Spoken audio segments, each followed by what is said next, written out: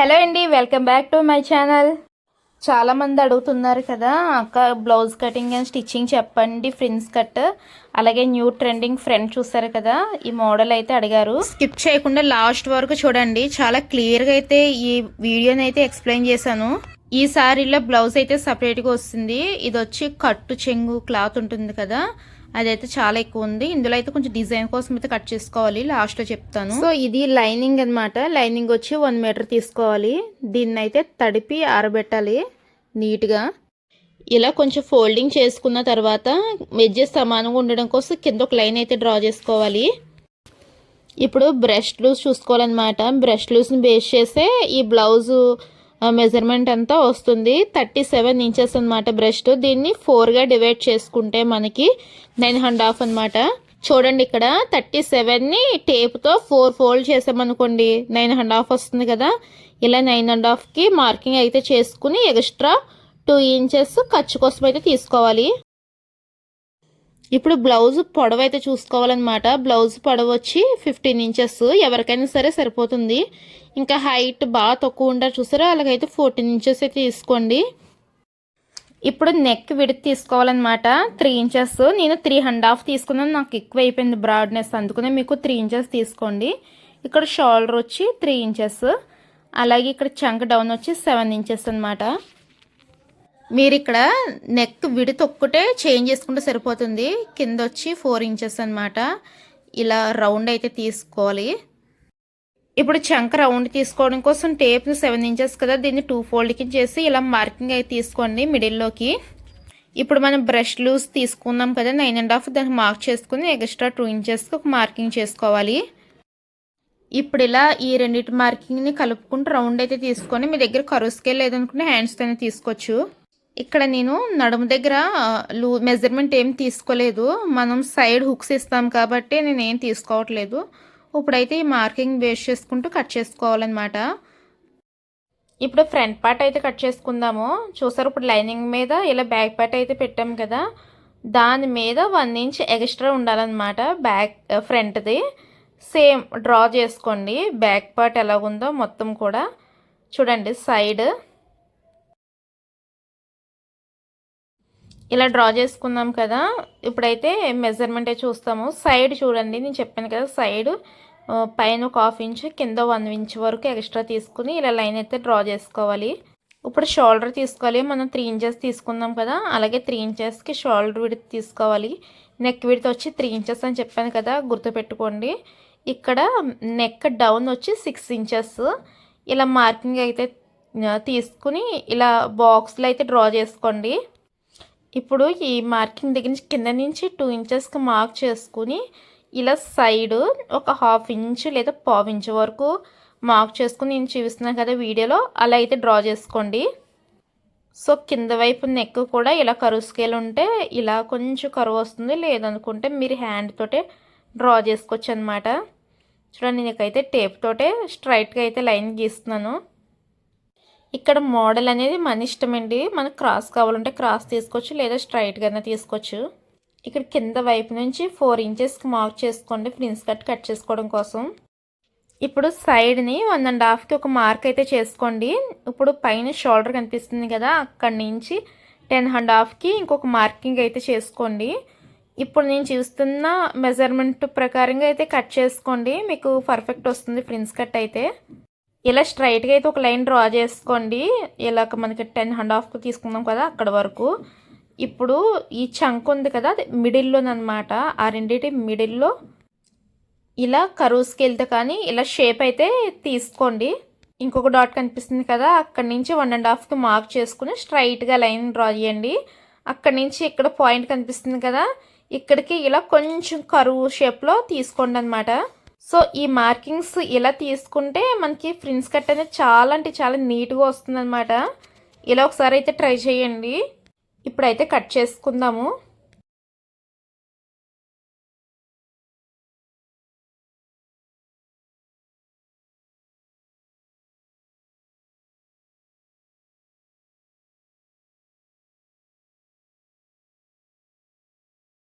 ఇలా కట్ చేసుకుందాం కదా. ఇప్పుడైతే హ్యాండ్స్ అయితే కట్ చేసుకుందాము. ఇలా హ్యాండ్స్కి సేమ్ మనం నార్మల్ హ్యాండ్స్ కటింగ్ ఎలా చేసుకుంటామో అలాగే. సో హ్యాండ్ పొడవు వచ్చి మీ ఇష్టం, మీకు ఎంత లెంత్ కావాలో. ఇక్కడ వచ్చి నేను చూడండి 9 ఇంచెస్కి ఒక మార్కింగ్ అయితే చేసుకుని 9 ఇంచెస్ పెట్టుకుంటున్నాను హ్యాండ్స్. ఇక్కడ చివరి వైపున 3 ఇంచెస్ మార్కింగ్ చేసుకోవాలి. ఫస్ట్ అయితే 2 ఇంచెస్ ఇక్కడ నుంచి ఇలా నేను చూపిస్తున్న విధంగా అయితే హ్యాండ్ అయితే కట్ చేసుకోండి. ఎల్బో అంటే మనకి 12 ఇంచెస్ లేదా 11 ఇంచెస్ కావాలి. నాకు ఇక్కడ ముక్క అయితే సరిపోలేదు, అందుకని నేను ఇక్కడ జాయిన్ చేస్తున్నాను. సేమ్ మన మెజర్మెంట్ ఎంత ఉందో అంత తీసుకుని ఇలా హ్యాండ్ అయితే కట్ చేసుకోవాలి. ఇప్పుడు ఇది బ్లౌజ్ పీస్ మీద ముందైతే ఈ వర్క్ ఉంది, ఈ డిజైన్ ఉంది కదా, దీన్ని అయితే హ్యాండ్స్ అయితే తీసుకుంటున్నాను. ఇప్పుడు బ్యాక్ నెక్ చూడండి, నేను ఇది కనిపిస్తుంది కదా ఈ లైను, దీన్ని అయితే నేను తీసి ఫ్రంట్ డిజైన్ కింద యూజ్ చేస్తాను. సో బ్యాక్ కూడా ఇలా మన లైనింగ్ పెట్టి కట్ చేసుకోవాలి.